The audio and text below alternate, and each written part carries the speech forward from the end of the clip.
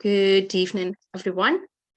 And this evening for Spotlight Tuesday, we have the lovely Sally Arthurs. And Sally is, well, she's a lot of things, and she'll explain a little bit more about that. But Sally specialises in self-care for empaths and self-care of good energy for empaths. She works with vibrational essences and lots of other things. And she's going to tell us a little bit about her journey into the work that she does and who she helps, and some of the challenges that many people are facing at the moment with the energy shifts. Now, I've personally used Sally quite a few times. I went to her, the first time I went to Sally, I was going through a lot of challenges with hypersensitivity, wasn't it? And Sally helped me a lot. And the reason I went to Sally was because she specialised in vibrational essences for empaths and sensors.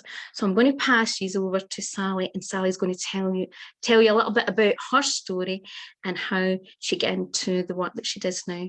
Okay, Sally. Thank you, Eileen. Yeah, it's one of these long stories, and I'll try and condense it as best as I can, but it's I often laugh, and I think I need to add a year on to the end of it, but I'll stick with a 20-year apprenticeship for now. So it kind of, I had this weird notion. I found I was going through a particularly hard time, and totally ungrounded and totally unfocused.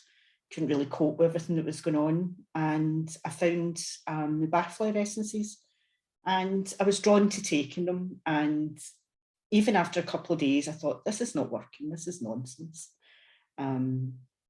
But there was that little voice inside me that kept saying, just keep going, just keep taking them. And it was like, suddenly I realised that I'd got through a week and things hadn't really been that bad. And I'd actually managed to kind of enjoy some aspects. So it was like, it just really kind of settled me.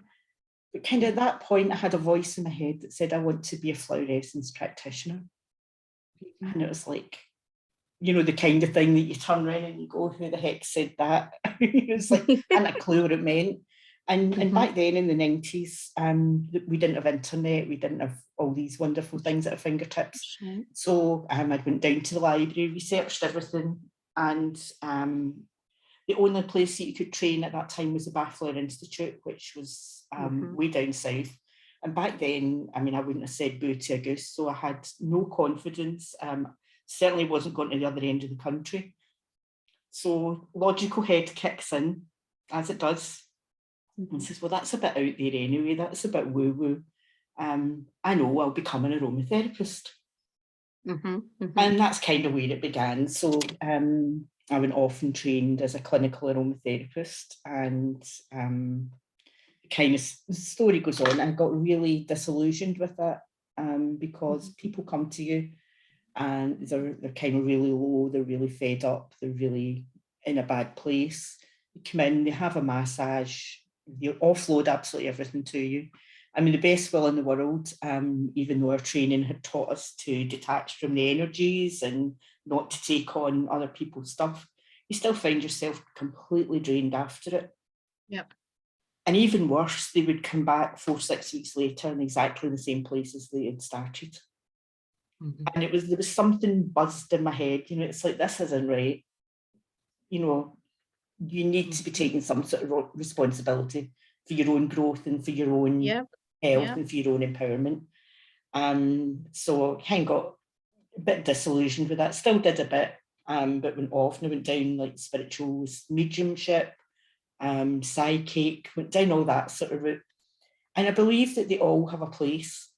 Because without the mediumship and without being able to give readings to people in that way, I would have never trusted that voice that you get with all that wonderful information. You would just have put it down as your own imagination, whatever else, whereas you begin to kind of realise that you're tapping into energies, your higher self, other energies and everything else that you wouldn't really kind of know what it was if you hadn't gone down those routes. Because we're not taught to listen to that or to understand that, isn't it? Yeah, and it's kind of learning to discern what it is you're tapping into, which is a huge thing, because a lot of people just kind of blast in there and connect to Oh, any yeah, and they road. don't know You know, what they're it's like, connecting let's into. open Yeah. every door and see what's behind it. And yeah. But yeah, so I kind of went down that route, then into Reiki, into energy healing, did all that. And again, came to a phase probably about 6 or 7 years ago, to be honest, where I got that really disillusioned phase again. And it was like almost ready to walk away from everything. It was like, you know, I've had enough of this. What's the point in all this?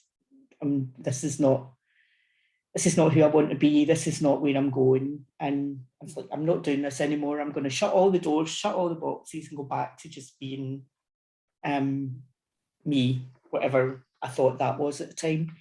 But it's a bit like cutting an arm or a leg off. You're cutting off part of who you are. And that's when I found the course in vibrational essences, the diploma. And that's when I thought, well, I'll do this. I've always wanted to do it. I finally, 20 years later, got round to doing it. And that's when everything changed for me, because it was that catalyst that really opened me up to understanding a lot more about vibrational energy. And everything that I'd done in the previous 20 years had made sense. And I often say, as I say, it's a 20-year apprenticeship. And it's, if I hadn't taken that journey, I could have been brave and bold and gone and done the training back then. But if I had, I wouldn't have done it with the same level of understanding that I have now. So, yeah. Because you're coming with a more rounder perspective and a wider perspective. I think also you can see where, and I agree with you, there's sometimes you do certain modalities and you see a limitation as well. Of course, there's a part of the client taking the responsibility, but I think also it's to do with awareness, and there's some other things. And it's interesting, I'd done a diploma many years ago in flower essences, but I still felt when I came to you that you were hitting on an area where I was not my strength and I needed that help.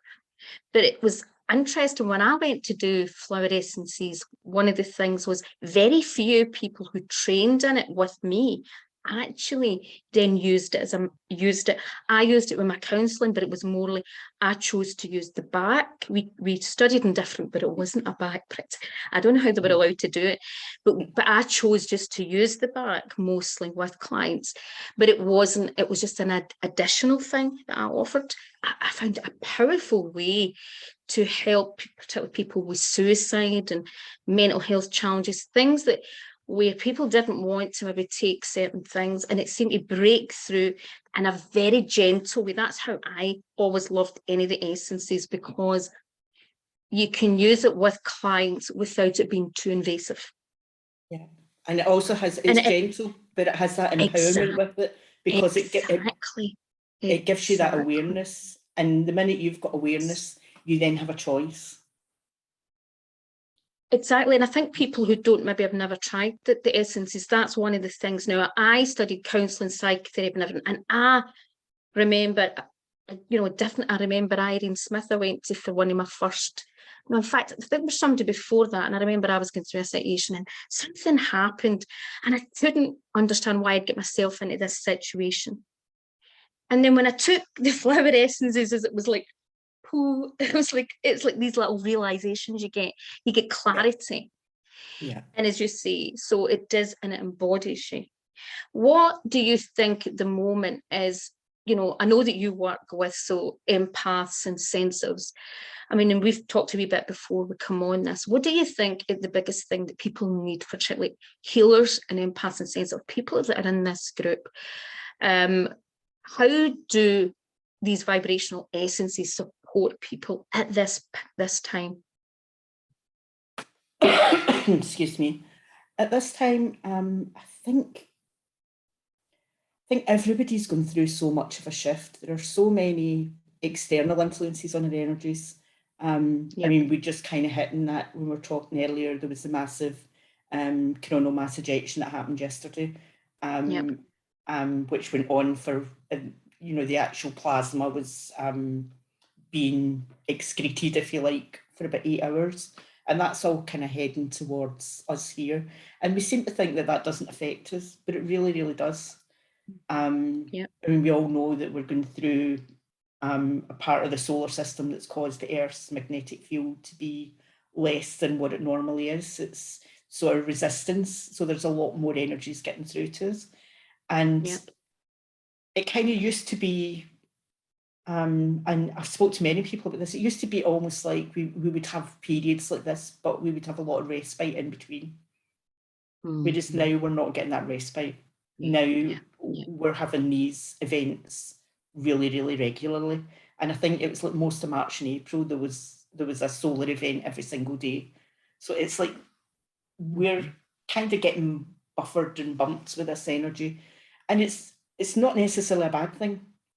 Because it can be helpful to upgrade our systems as well. But there's just, I think people often forget to look outside themselves. They think when something, I think in our business, if you like, we tend to look within for everything. Yes. But we also need to be aware of what's going on round about us as well. And especially for empaths, because as you know, I mean, especially yourself being highly sensitive to other energies, even people's energies, places' energies, you've got to adjust your own energies to that. And when you're, if you will, when your dial's been, when you've turned the dial up, when your vibration shifting and changing into higher states of vibration, then it stands to reason that everything else around you affects you differently. Exactly. So it's like what you thought affected you last week could be totally different to what affects you this week. And it's kind of keeping on top of that.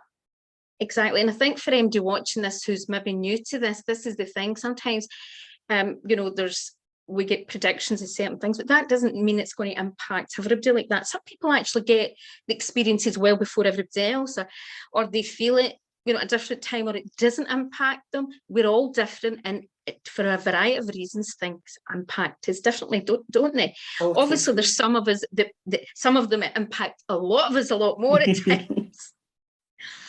And thank God that it happens all the time differently, because can you imagine if we were all exactly impacted? What state the planet would be on? Oops, no. I don't think we'd go down too well that way. But yeah, it's, and I think it's that aspect of not staying, and I'm not going to say stuck, but it's not staying in the mindset that you know exactly what's going on. We never, what we know changes day to day. Yeah, there are core truths, but truths are they're always changing. And the more you know, the more they change. You see a different perspective, then how you look at everything changes. And it's not getting stuck in that. And I think we all do it when we kind of first qualify and come into this field. It's like you've learned everything, and it's like, well, I know, and this is me, and I've got it all sussed. There's a lot of unlearning, isn't there, as we go along? Oh God! It says the more you learn, the more you realise that you know absolutely nothing.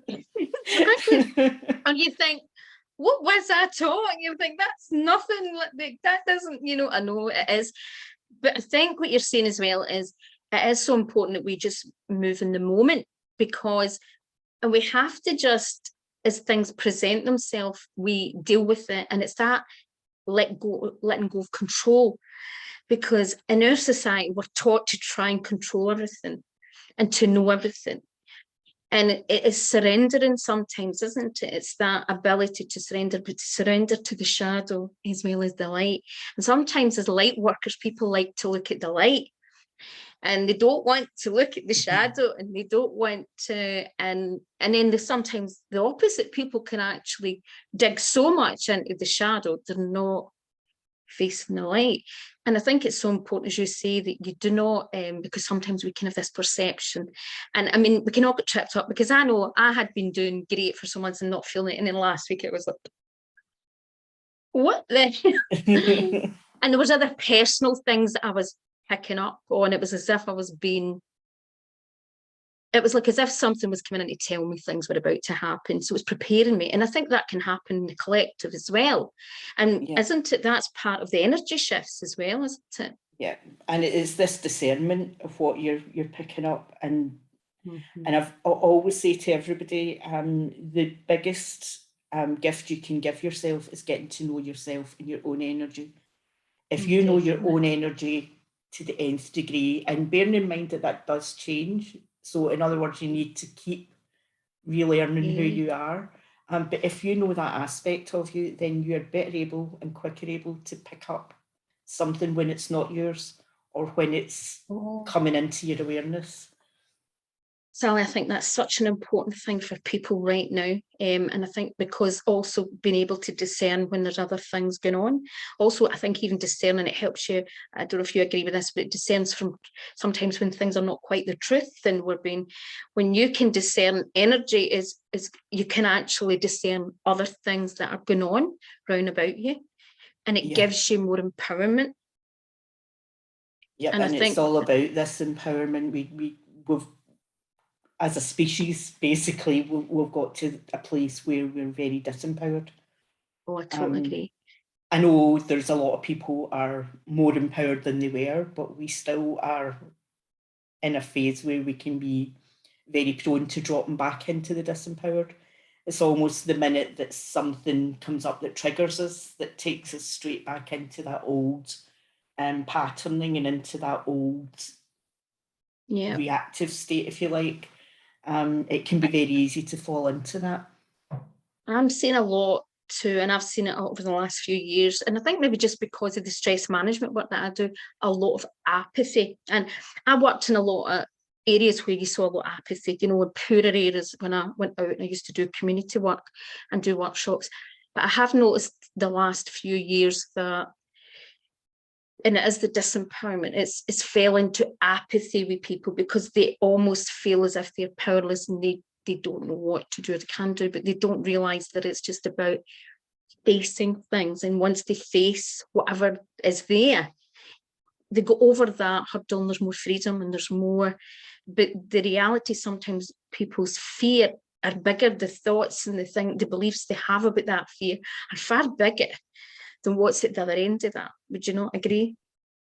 I would agree, yeah. And that's again where the power essences comes in, because what that helps you, if you look at the emotional state that you're, for instance, if it's an anxiety state that you're having, if you have essences that kind of help you look at where it's coming from, and definitely and to pick something that resonates with the more positive aspect of that, to use that, then suddenly it kind of lessens the grip that has on you. Because I mean, emotions are just their energy passing through, is their energy and motion. Emotion. But we tend to try and hold on to them, and we tend to go into them, and it's always, it's a bit like watching the TV when you've got 100 channels and you could constantly flick through them and not know a thing that's on the TV, but the one that you stop on and pause for a couple of seconds, then you're aware of what's going on there. And it's the same with your emotions. They're running constantly. There's always your triggers, and they're constantly running. But it's only the ones that kind of get your attention or that you pay attention to. And we all have the defaults that we fall into, and that can go back to childhood, and that it can go back to past lives. It can go back to anything, but we all have these areas where we're triggered. And it's kind of learning or unlearning those triggers, because we don't need to go into these states. Exactly. And I think we don't, often people haven't, I suppose when you start doing this work, it's like a can of worms in some ways. But one of the good things about essences, it's like when you go into core therapy work, where you get into the deep work, one aspect can actually break a lot of roots sometimes, isn't it? If one thing gets down, it can actually cut the kind of links to lots of things that are actually keeping that behaviour going. Can you share a bit about, because I know that you've got certain essence, your own range of essences, so why don't you share with the audience a wee bit about your own essences and what some of them do and what you're working with at the moment? God, I think there's about 30 odd in the range now. Oh, is that now? Oh, wow. Again, right. My tutor and mentor would probably howl if she heard me, because I was so adamant that I wasn't going to have a range when I was training. It's like, and she kept saying, you know, yeah, okay, you know, you'd be like that, oh, there's another one made and it's just part of the and she's like, yeah, you know, okay. But they kept coming, so it's whatever I'm drawn to. So the essences that I have are ranges of flower essences, gems. I work a lot with gold, and I also have star channeled essences, because that's a huge passion of mine as well, and that's been a whole different road to go down. They cover various sort of emotional states. You know, they help support you through specific times and looking at the emotions that are coming up and matching them to that. They just help you to get through that time with a bit more ease, with less upheaval. And it's quite interesting that you've been managing, you've been mentioning the light and the dark, because as I say, I run these fragments of gold workshops every now and again, several times a year. And as I say, gold is an amazing element for support. We actually have gold within our systems. And it's particularly helpful for us in this time when we are upgrading into these new energies. And interesting that the one that's running shortly is about the light and the dark, and it's about looking at the ancestral dark, the stuff that the dark that we've adopted as our own, whether through the physical line or the emotional line from the ancestors. And we do know that we bring forward a lot of stuff from them that kind of isn't our own but is adopted as our own. And just it's just looking at the gold and how it presents in that. I'm sort of going to be working with gold and lead, which are the polar opposites, which are the base metal and the pure metal, and how they play out in our system. And it's quite fascinating to actually look at it from a physical level, but that's a whole big complicated thing. I know you've got the course running there now. Can people still join that? I think there was something you were running, Sally, hadn't you? I have just reopened the subscription group, and that is basically, it's called Sanctuary of the Soul, and it's basically to support busy sensitives who need a bit of support, who need a bit of reminding what's going on. Because I think the support, I know I've got an amazing support team, and it's like, you know, if I'm feeling something, I'll pop into our group and I'll share, you know, I'm feeling like this, and 9 out of 10 you'll have umpteen comments come back, yeah, I've got this, or somebody said. And just even knowing that everybody's going through something at that time can be really helpful. Plus, if they're not, then you know that it's something that you need to address within yourself.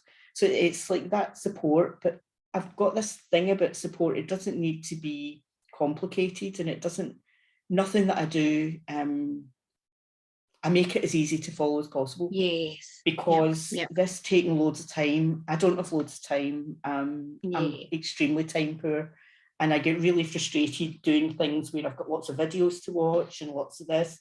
I try to make everything that it's easy to follow and easy to fit into a normal routine. And digestible kind of thing. Excuse me, I've got a frog in my throat.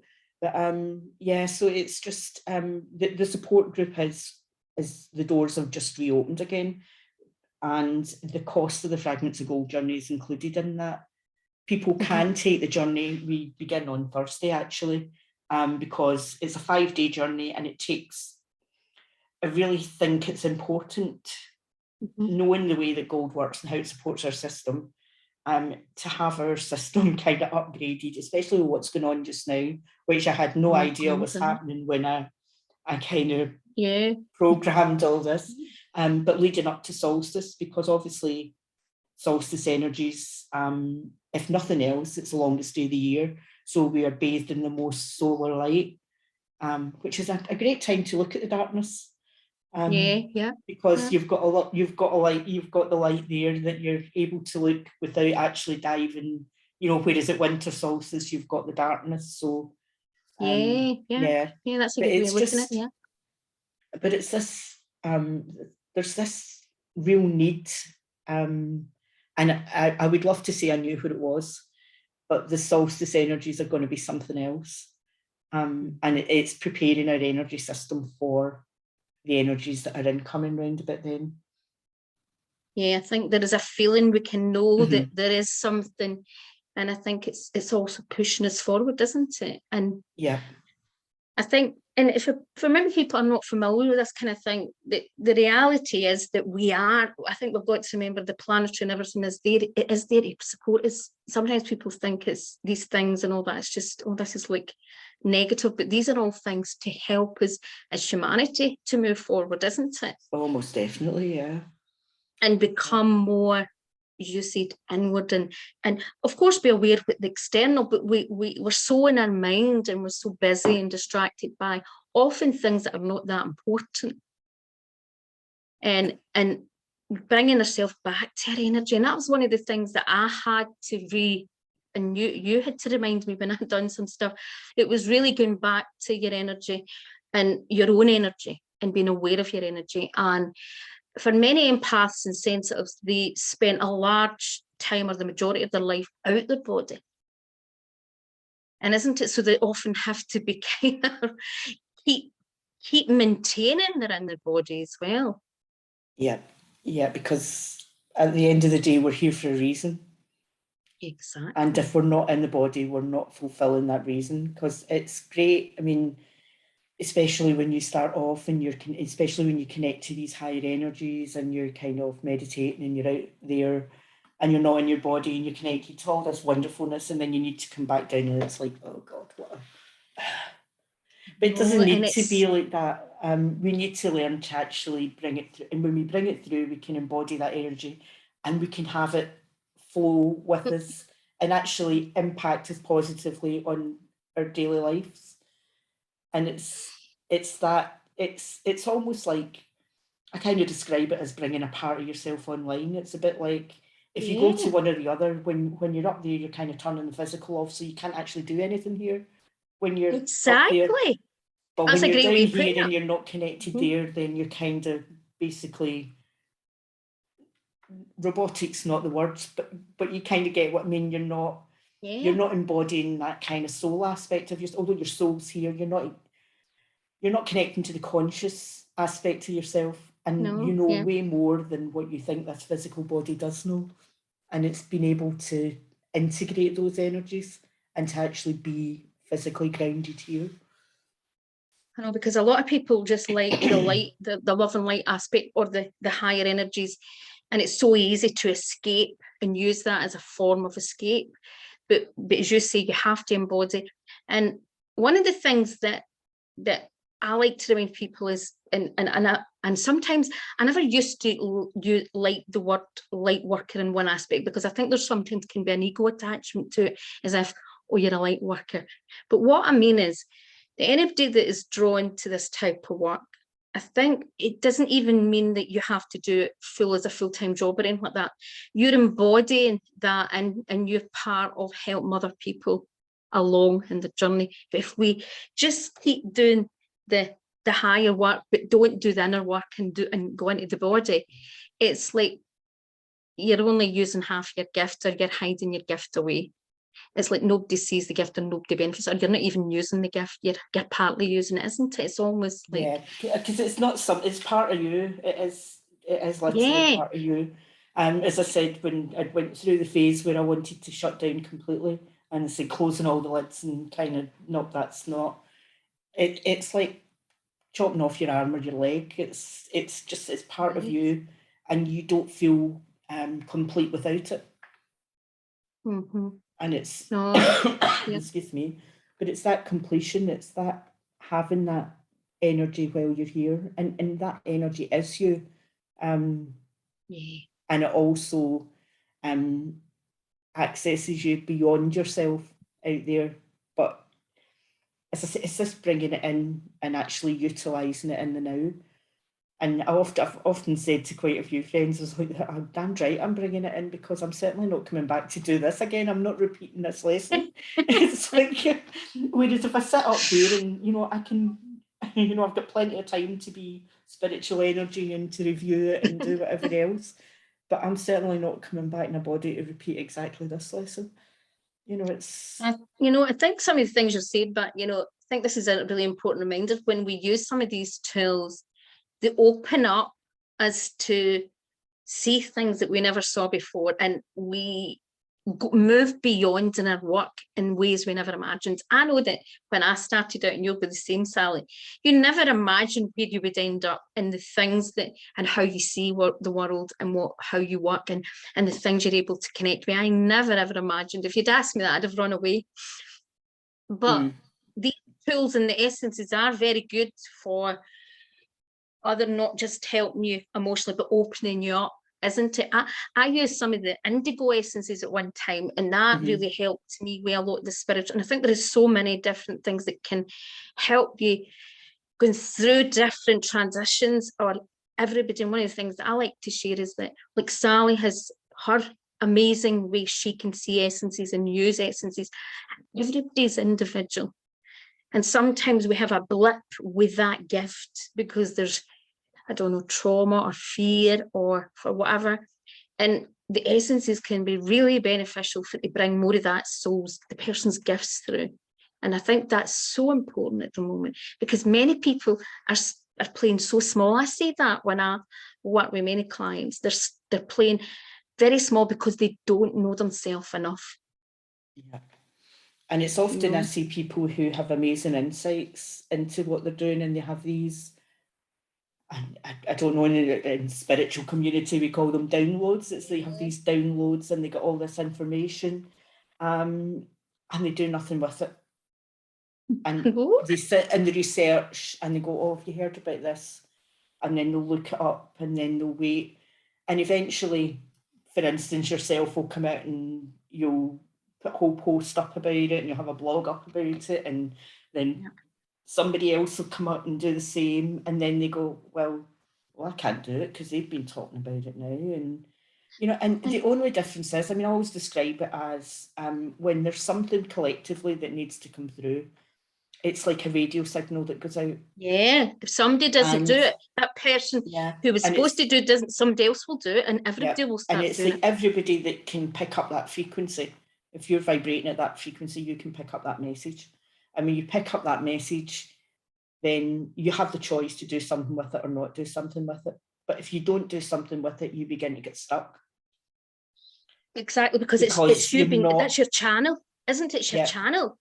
Yeah. Also, as well, Sally, one of the biggest things is people have got to remember that how you say it and how you explain it is going to be completely different, and how somebody else. I can watch 10, 20 teachers, they might be saying the same message, but do I actually understand?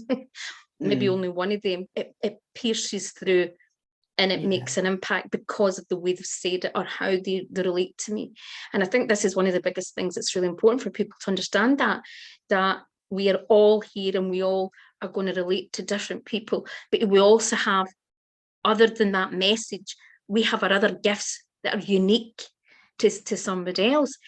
And it's so important that all of these tools are really important. And we were just talking about before we come on the call, and you've mentioned this briefly, how doing your inner work, I noticed in the industry, and I had to put my hat up as well. I was one of the people who was always getting the certificates, but I did do the inner work as well, always done personal work. But it can be easy in the spiritual and the coaching and the healing to just do something to make money, as in to get the certificate or the training, but not to actually do and get in the personal support and to go and get the help.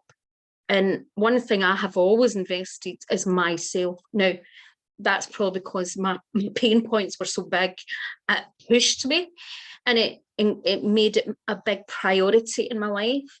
But I believe that no matter how experienced you can be, 20, 30, 40 years along the path, we all need help and support. And if you just do it on your own, you don't see the blind spots. You don't grow.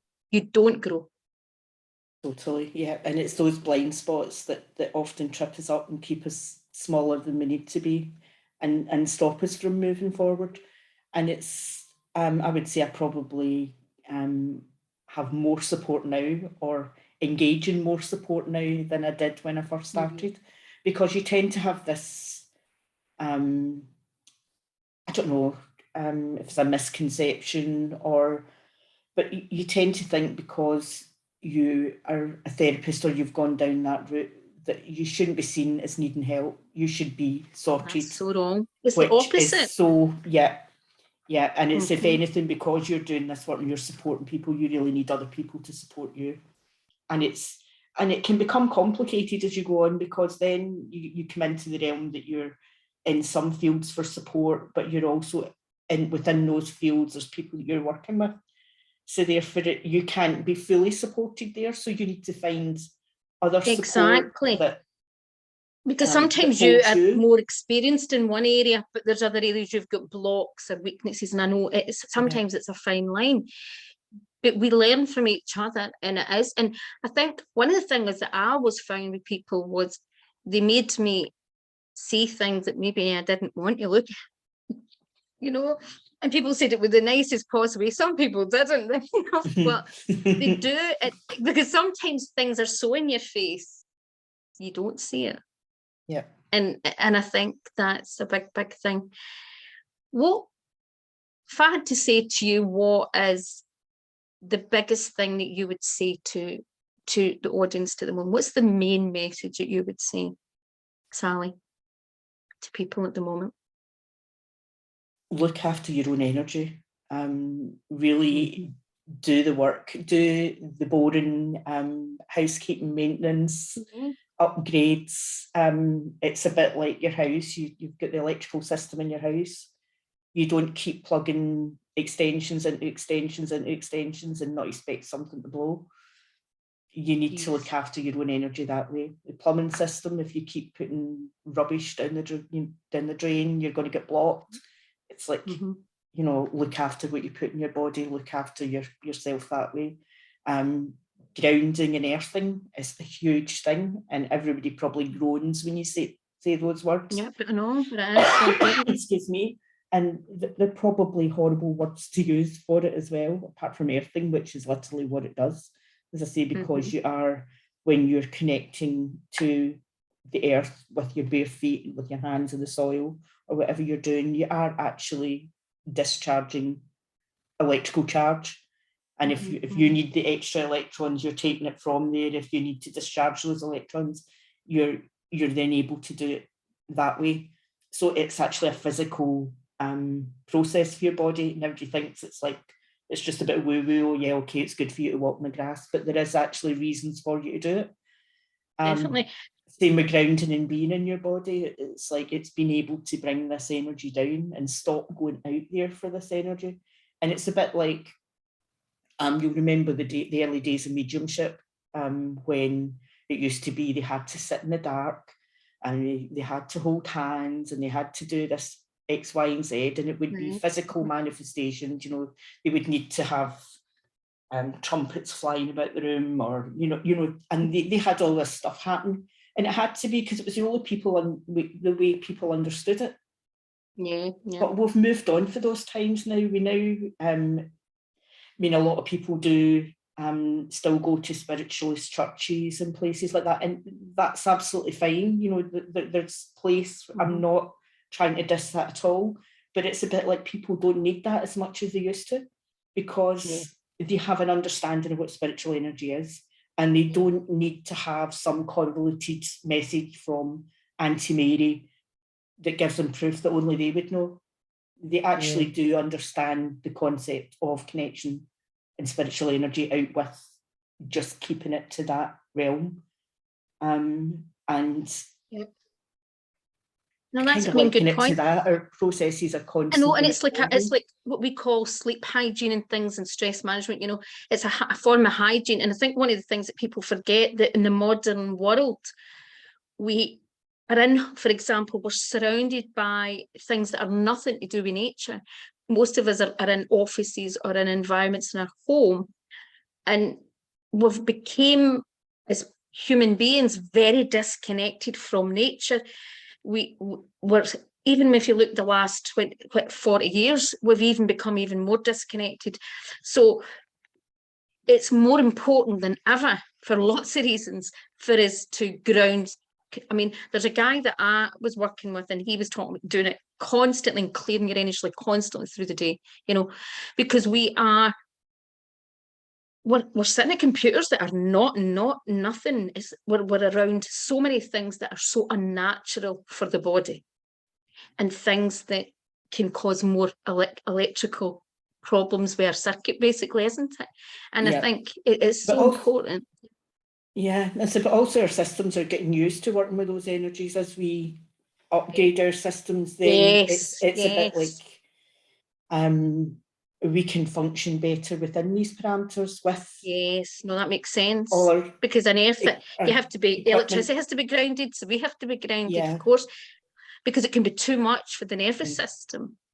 Yeah, because as it is, if our bodies don't learn to cope with that, then we're not going to survive as a species, never mind anything else. Well, I know you've seen subuse. Yeah. You were one of the few people that saw me. So a lot of people that's maybe in that group would never see me at my worst. And I mean, at my worst, people would be shocked to see the state of my nervous system, what it was, you know. And I'm not saying there was other reasons. There was lots of reasons, but it's also to do with also what we're spiritually and psychically, and if we're not utilising our energy properly as well, isn't it? Definitely, yeah. Well, thank you, Sally, so much. Now, where can they find out? I know we will add it to the video, and when this goes on to YouTube, we'll add the details underneath, but can you tell the group where they can find out more information about, you know, your products, your service, and everything? And I'm just going to check to see if there's any comments, and just have a wee look and see if there is, while you're kind of sharing that wee bit. Excuse me. The website is sallyarthurs.com, and you'll be able to find all the essence, the full range of essences there. E-Shell Trinity essences they're called, which is another strange one, but explained by, it was the goddess E-Shell, which is spelled Ixchel, but she was adamant that the phonetic spelling had to be the phonetic spelling, so that it wasn't Ixchel, as a lot of people pronounce it. So it's like she's the jaguar goddess who worships the sun and gave birth to the, you know, she's the moon goddess, the panther moon goddess, worships the sun and has the jaguar suns of the 4 directions, which are stars.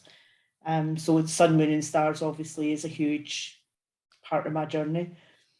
And yeah, the name came out. I'd be sorry I've got sidetracked here, but it's sallyarthurs.com. Don't worry, I'm just checking to see if there was any comments.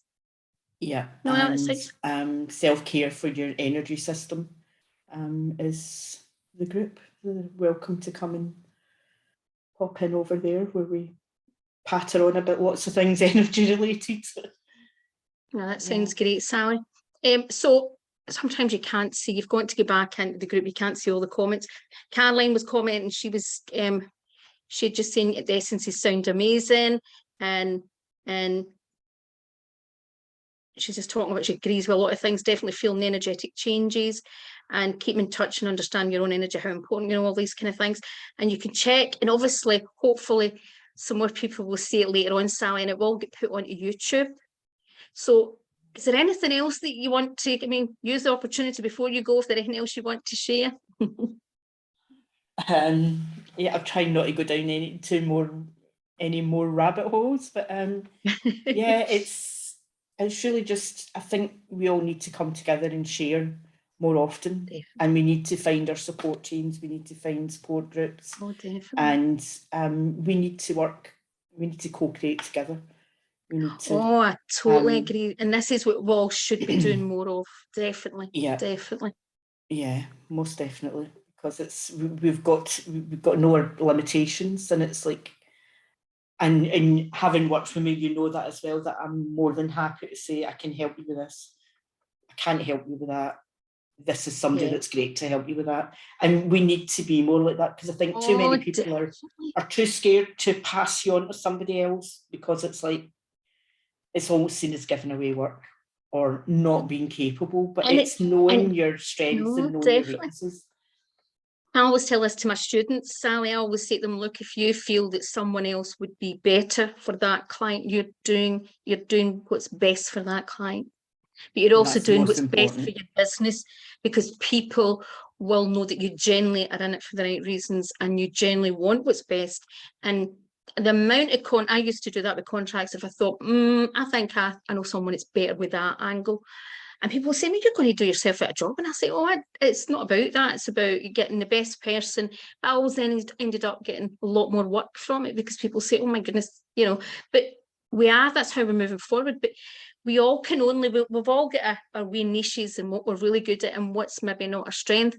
And I think this is so important. And the more that as light workers and people that are supporting others, it's about us all bringing our strengths together and moving forward, because we're all helping humanity and we can all help them in different ways. And everybody has their own unique angle and path and gift. So thank you, Sally. It was so lovely to have you on. Okay. Thank you for having me. We'll put this on YouTube. So thank you, everyone who's watching us. I hope you all have a lovely evening, and there will be a recording of this session. Okay. Thank you, everyone.